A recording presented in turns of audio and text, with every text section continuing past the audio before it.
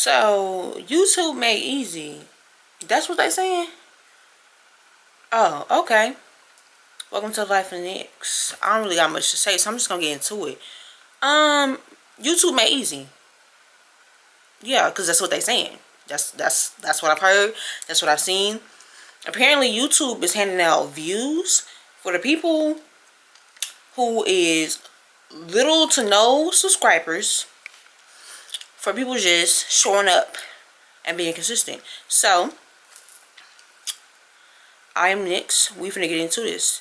Basically, I'm finna tell y'all how to grow on YouTube. I'm trial testing it myself. But I've seen numerous videos. We are at the beginning of 2025. Let me actually take YouTube serious. Let me be the first one to say, posting consistently on YouTube in long form can be overwhelming. But because it's made easy now, you don't gotta worry about thumbnails. You don't gotta worry about editing. So there ain't no reason why you can't upload at least a 20-minute video once a day. Now granted, you do gotta have a little context behind your video. You can't just blank and upload some random video about you yapping. Like, if you're a certified yapper, good for you. It's easy. It's gonna be easy to do. But if you're not, you can't just be talking about aimless things. You actually gotta give YouTube something to work with. Right? So this is my day one trial testing YouTube made easy. So basically, by saying that, right, I already told y'all it's for the content creators who are wanting to start this year, the ones that are wanting to get their watch hours up, the ones that are like raw cut unedited film content. Right? If you can do that, then there is a platform, there is a niche to go on YouTube. So now we got that out the way, let me give y'all a little bit of perspective and why I need to start taking YouTube serious, right? I have 1 year left in the Navy, really 6 months, right? Y'all are either new or y'all found my channel from either shorts of me doing makeup, or y'all found my channel from watching my Navy videos and me talking about my Navy boot camp experience, or what your rate says about you, or before you join the Navy in 2024. These are things you should know, right? Well, I've been in the service almost 4 years, come January 26th, right? That's when my year mark starts. But I don't got time like that. If you're in the service, then you know that you need to start prepping like a year out, for real, for real. So, let's backdate to when I first got in the Navy and what that money looks like, right? So, a lot of people that are civilian think that people in the military have so much money, like we rich, and that's not the case, right? Because where do we get our paycheck from? We get our paycheck from Uncle Sam, which is literally essentially tax dollars. So civilians are paying into the pockets of military people, right? And it's on a ranking system, right? You don't get paid based off of your experience. You don't get paid off of your credentials. You don't get paid off of really time in service, for real. You get paid off of your pay grade, right? E1 through E9. And if you come in and you're an E1, you're making roughly every check, like monthly, your check is like $1,000. I think we have a pay raise coming soon. So let me grab my phone real quick and give y'all real like rank, pay grade, how much they make per, yeah, so give me a second. Okay, so it's definitely have gone up since I've been in service. So if you're E1 just coming into the Navy, as of January 2025, January 1st, E1s are making base pay at 21. Hey, Phantom. Hey, Boo Boo.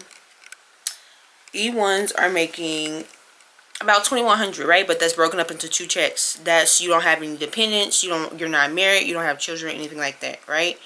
And then if you want to wait until you become a petty officer, you gotta wait like 30 months, which is insane, right?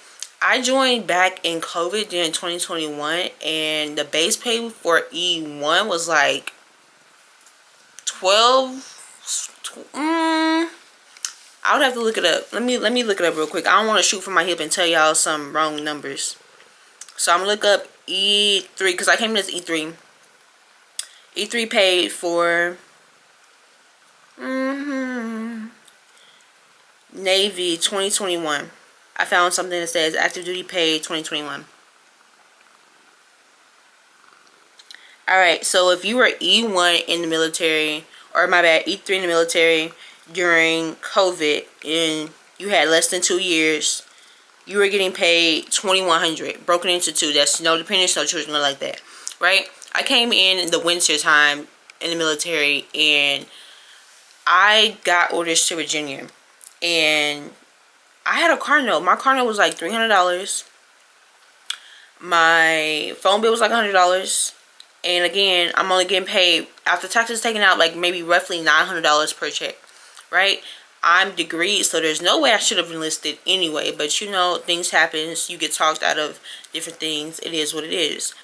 Now, like I said, I got stationed in Virginia. I was stationed on a ship. I used to live on a ship. Used to drive the ship. All types of, you know, real Navy-like things. And when I first got into the military, I was like, okay, it's gonna be cool, whatever. I knew it wasn't about the money. If you join the military for the money, you're joining for the wrong reasons anyway. But I was making roughly like $900 per check. Not to mention, I was half the time sleeping in my car because I didn't want to go to the bars, because it was just like a lot of work to try to get from my car to the ship, back from the ship to my car. So on the weekends and stuff, when I had free time and liberty, I would just stay in my car because it was easy to stay in the car. And my boo back home, who's now my husband, he hadn't yet came out here. We still had the quarantine. We still, you know, had COVID shots, had to wear masks, all that. So it was just really strenuous. And I came in undead at that.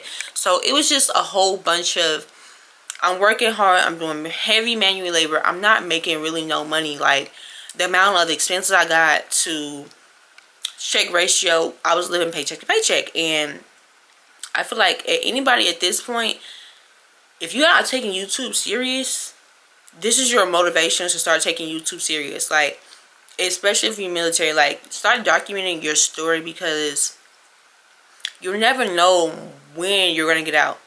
You might know, like, your projected date, but you never know when you're really ready to be like, okay, I'm out. You know, you want to have another source of income. And I feel like right now, because YouTube is made easy, if you get the ball started right now, it's going to be easier to keep up with it versus trying to get started once you already in, like I'm doing. Like, I'm on my way out, so I can say that. But yeah, coming in, not having that much money, making that much money, and then trying to get ready to get married, like, I wasn't even getting pay entitlements yet. Like, I'm still working just to cover my basic necessity, my bills. So I would say 3 months into me being on the ship, I got to the ship May 29th. I moved off the ship in September. Oh, I even got a freaking UCM Jade. So I had to stay on the ship for like a whole like month. But we're going to have to get into that in a different episode, a different trial, whatever you want to call it. But roughly 3 months in September, from May, June, July, August, September. Roughly, I would say 4 months. I got married. Me and my husband had been together like a few years at that point, so we know we were going to get married. We just wanted to wait until I was already in, and that probably wasn't the best idea. But they would be like, don't get married, don't get pregnant before you get in service. Like, basically because they don't want to do paperwork, not because you can't. It's just a lot of paperwork to do. So we got married September 16th. Cool, right? Submitted our marriage license and everything. Our pay entitlements for housing, all the stuff that comes with having dependents, extra pay and stuff, took about 6 months to come through. I kid y'all not. It does not come through until like mid-January of the next year. January 2022.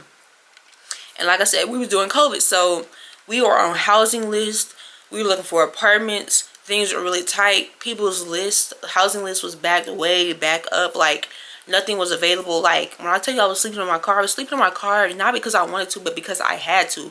And I'm in the military. Like, yes, they would give housing, but you gotta jump through hoops. They don't just give you barracks just to give you barracks. Like, if you were stationed on a ship and there's a place for you to lay your head on a ship, you're sleeping on a ship. Granted, you can fill like out, they have like requirements, like you have to fill out a certain amount of quals before you can move off the ship. You have to get counsel before you can move off the ship.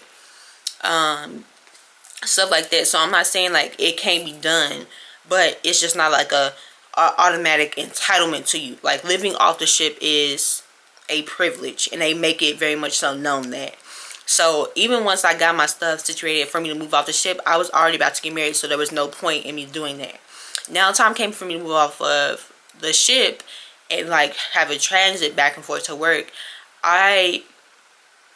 Me and hubby actually looked at places.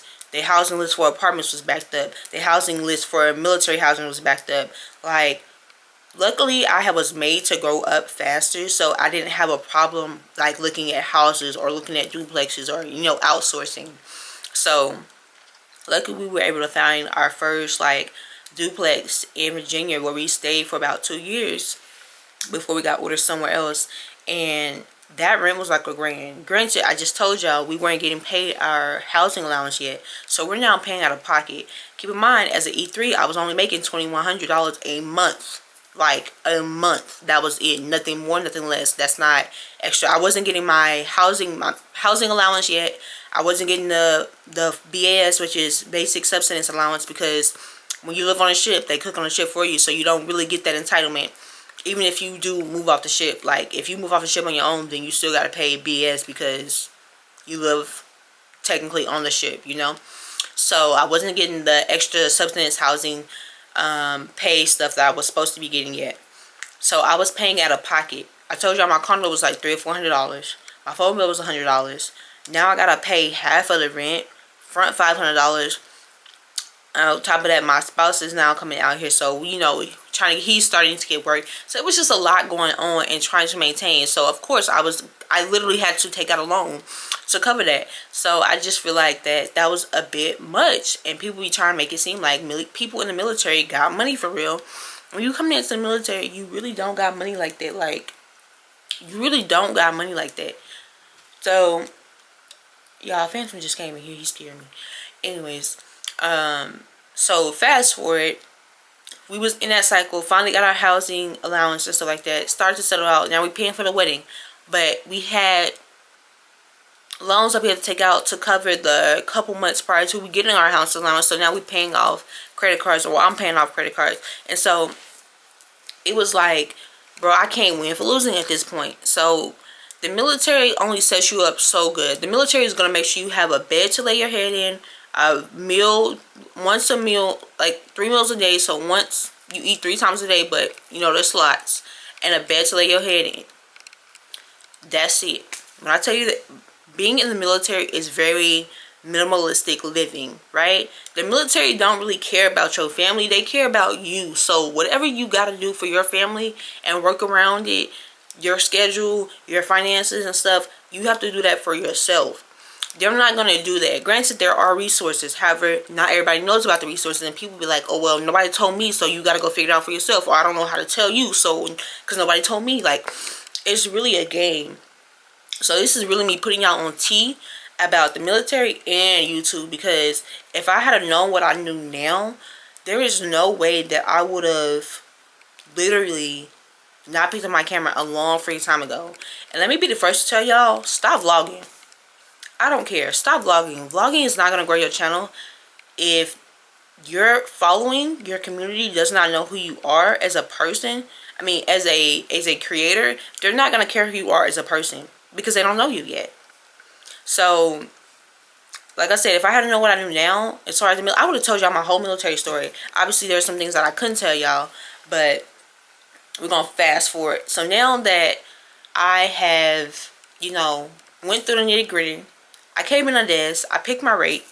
I'm a PS, I'm a PS2, and now I got a little bit of rank. But before I had my rank, I had to actually re-enlist or like extend my contract 2 years. With the military, there's always going to be, you got to give something to take something. So if you want to go, if you want to get a little rank, if you want to get a little bit more pay, you're going to have to give a little bit more of your time. And that little bit turns into a lot of bit, because you're not just sacrificing your time. You're sacrificing your energy, your mental health, time away from family. So many things that comes with extending your contract. And I really wish people would focus more on those aspects than to just be like, oh yeah, I just re-enlisted. Oh yeah, I just, you know, it's not that simple. It's easier said than done. Just like me telling y'all I'm getting ready to get out, it's going to be a huge, dramatic, life-changing experience for me to transition back into civilian life. So my hope with this whole YouTube made easy thing is to put myself in a position to better myself going forward. Like, yes, I have a year left in the military. The ball is starting to roll now. I can tell y'all my story all day, every day. We can grow together. We can ha-ha kiki. But if y'all don't pick up the camera and want to learn and grow for y'allself, what good is me telling y'all the tea gonna do for y'all? And just to touch bases, like I said, I'm an E5 now. E5 paid for 2025 coming up. Since we just got a raise, I don't think I'll see it on this check. I didn't see it on this check, but it should be on the next one. Let me see what it is. Let me see what it is. I'll tell y'all like in the next episode, like when I made E5, blase. So my base pay for E5, they doing too much. Let me see this. I'm looking for E5 over 4. Because that's what my base pay will be.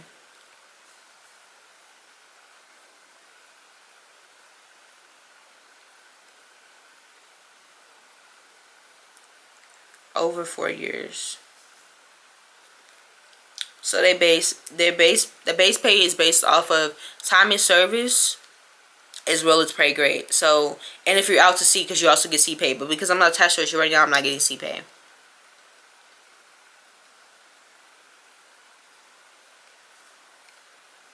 Dang, Army making more than us? That's crazy. Anyways, let me see. So it says in general, the base pay for E5 in the U.S. military ranges from about $28.72 per month. Let me find a chart because this is really giving me finicky vibes. I just seen it. So it's about $3,200. $3,200. That's my base pay, but $3,200 split 2 ways, 1st and 15th. That's another thing. Military gonna make sure you get a check on the 1st and 15th, a bed to lay your head in, and 3 meals a day. They not guaranteed to be hot. But yeah, I think that about wraps up this video. So pick up your camera. You ain't got no excuse. YouTube is made easy, and this is my trial day 1 of me consistently trying to grow my channel in 2025. And I hope that you guys learned something. If y'all have questions, please jump in the comments. Please, I'm always in the comments. Jump in the comments. Tell me what y'all want to know about military life or what I did to actually get my following up. It's easier to gain subscribers on YouTube than it is to gain watch hours. So the whole posting a video between 20 to 30 minutes is actually going to work in your favor, especially if you're giving insightful information. Your video has some context, and you're not just yapping just to yap, okay? Literally, that's all. That's the blueprint. That's the sauce. That's the tea, baby. You just got to pick up the camera and start. Be consistent. That's it. That's all. Bye.